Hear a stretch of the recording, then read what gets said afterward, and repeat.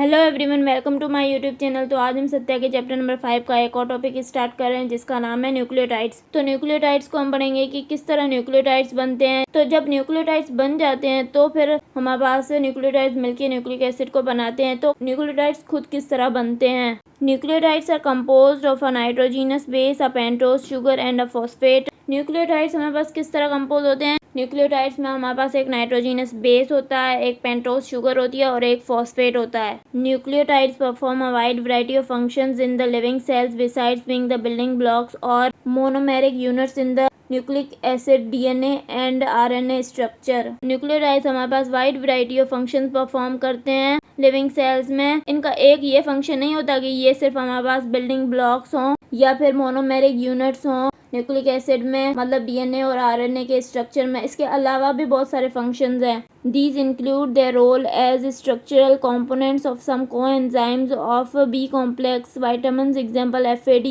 NAD+.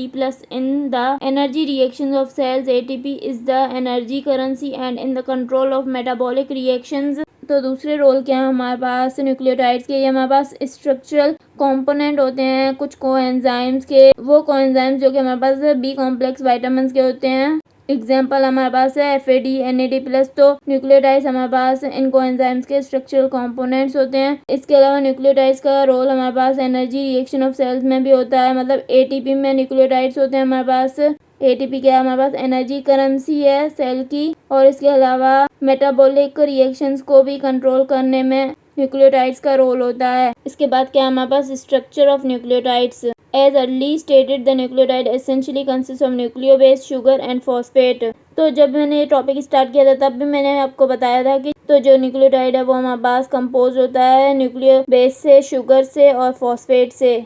The term nucleoside refers to base plus sugar. तो nucleotide बनने से पहले हमारे पास न्यूक्लियोसाइड बनता है। न्यूक्लियोसाइड क्या होता है, उसमें हमारे पास नाइट्रोजिनस बेस होता है और शुगर होती है। तो ये क्या बन गया हमारे पास न्यूक्लियोसाइड। दस nucleotide is nucleoside plus phosphate.